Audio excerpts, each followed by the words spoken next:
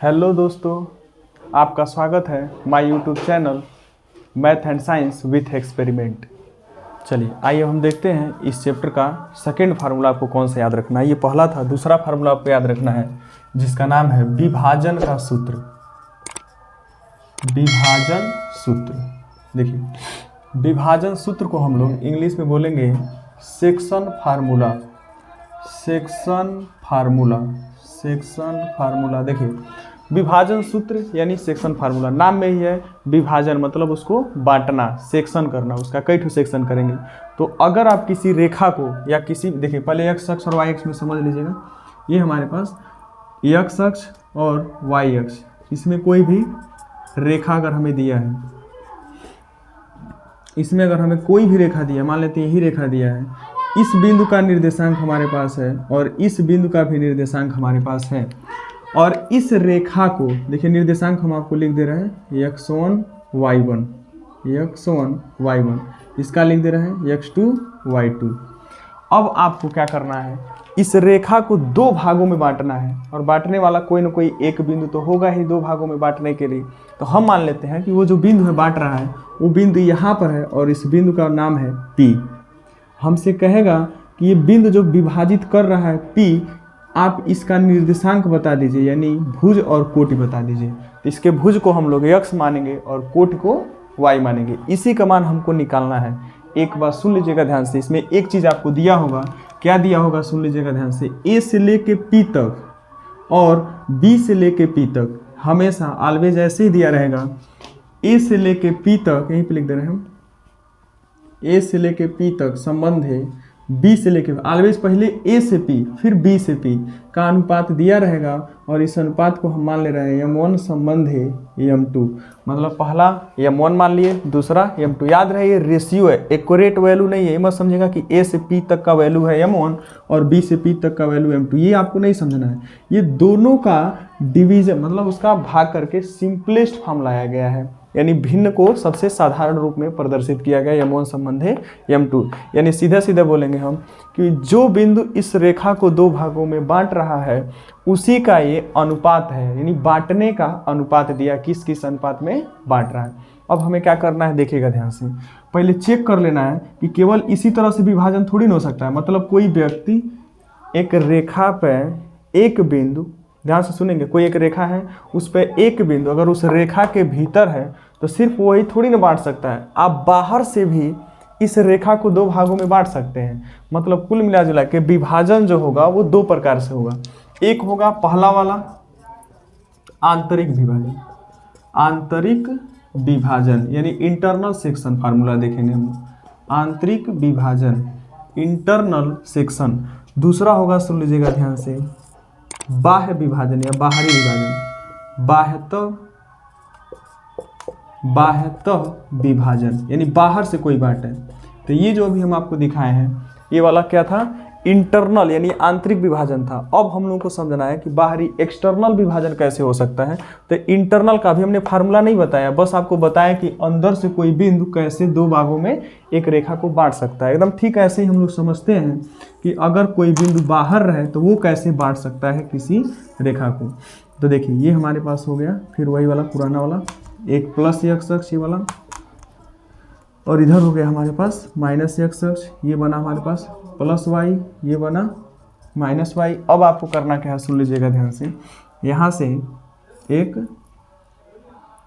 एक रेखा हमारे पास है A और एक बिंदु हमारे पास है B। एक रेखा हमारे पास है AB जिसका A का निर्देशांक हमें पता है, A का निर्देशांक है x1, y1 और B का है x2, y2।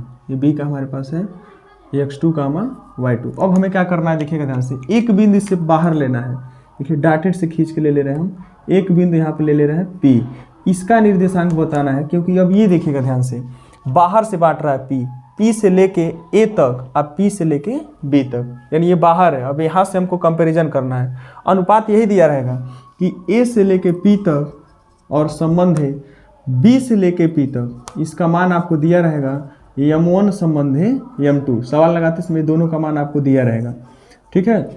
चलिए A से लेके P तक का जो अनुपात है m1, यहाँ पर हम दिखा दे रहे, एक्यूरेट नहीं है भले, लेकिन दिखाना पड़ेगा समझने के लिए। इसे क्या बोलेंगे, m2, जो कहाँ से कहाँ तक है, b से लेके p तक है। यानी अगर कोई बाहर से बांटे तो उसे कहेंगे हम लोग बाह्य विभाजन, अगर कोई अंदर से बांट रहा है तो उसे क्या बोलेंगे, आंतरिक विभाजन। अब दोनों के लिए फार्मूला क्या होंगे, देखिए ध्यान से, दोनों के लिए फार्मूला सेम एक जैसे होंगे, बस चिन्ह का फर्क होगा। चिन्ह आपको थोड़ा सा चेंज करना है। देखें कैसे चेंज करिएगा।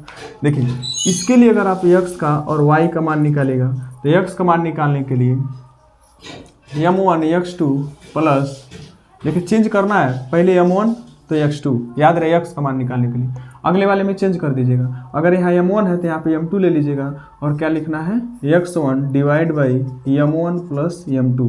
मतलब जो m1 m2 था उसी से क्या करना है, डिवाइड, ये m1 m2 जो सिंपलेस्ट फॉर्म था यानी बांटने वाले को जो अनुपात था इसके थ्रू। और y का निकालेगा तो सेम तरीके से एकदम, बस जहाँ पर x है वहीं पे क्या रखना है, y, m1 y2 और m2 y1 अपान m1 प्लस m2। यानी इस दोनों फार्मूले से हम लोग क्या करेंगे, इस दोनों फार्मूले से आंतरिक विभाजन निकालेंगे, जो आपके सामने देख लीजिए आंतरिक विभाजन का। आंतरिक विभाजन के लिए यानी इस फिगर के लिए हम लोग इस फार्मूले को लगाएंगे, x बराबर m1 x2 plus m2 x1 अपान m1 प्लस m2। y के लिए आप एक याद रखेंगे, पूरा याद हो जाएगा, बाहरी के लिए भी अंदर के लिए, बस एक का याद रखना है कि m1 x2 plus m2 x1 अपान m1 plus m2, m1 y2 plus m2 y1 अपान m1 प्लस y2। आप चेक करें दोनों में, खाली x के लिए यहाँ पे x है और जब y आएगा तो यहाँ पे y रहेगा, और ये दोनों एक दूसरे को उल्टा है, जब m1 रहेगा तो x2 और जब m2 रहेगा तो x1। याद रख, क्रम को थोड़ा याद रखिएगा ताकि प्रॉफिट होगा बाहरी वाले में। क्रम में अगर डिस्टर्बेंस करेंगे तो आंसर गलत आ जाएगा। जैसे देखें, आपको बाहरी विभाजन के समय बाह्य विभाजन के लिए सेम लिखना है, कहीं अलग से नहीं लिखना है, बस इसमें जो प्लस दिख रहा है उसी जगह आपको माइनस बना देना। जैसे यहाँ पे देखिए m1 x2 minus m2 x1 अपान m1 माइनस m2, नीचे भी यही काम, m1 y2 minus m2 y1 अपान m1 माइनस m2। यहाँ से क्या करेंगे आप, इस फार्मूले से बाहरी विभाजन के लिए आप निकाल सकते हैं। फार्मूला आपके सामने देख लीजिए, आंतरिक विभाजन और बाहरी विभाजन। एक बार फिर से आपको समझा देते हैं बढ़िया से। देखिए अगर किसी रेखा के बीच में कोई बिंदु है और उस रेखा को दो भागों में बांट रहा है तो इसे कहेंगे हम लोग आंतरिक विभाजन। इसका फार्मूला क्या होगा, x बराबर m1 x2 plus m2 x1 अपान m1 प्लस m2, y के लिए m1 y2 plus m2 y1 अपान m1 प्लस m2।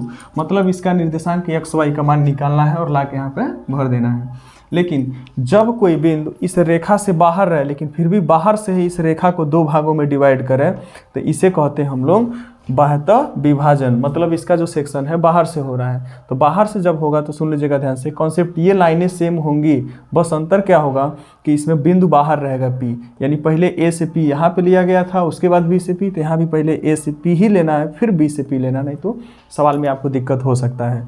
फिर उसके बाद देखिएगा ये अनुपात दिया रहेगा। अब बाहर से जब विभाजन करेगा तो सेम आपको फार्मूला लगाना है, कहीं और से नहीं लगाना है। बस क्या करना है देखिएगा, m1 x2 इस प्लस के स्थान पर माइनस कर देना है m2 x1, नीचे भी प्लस था तो वहाँ भी माइनस कर देना है। सेम ऐसे y का भी m1 y2 minus m2 y1 बटे m1 माइनस m2।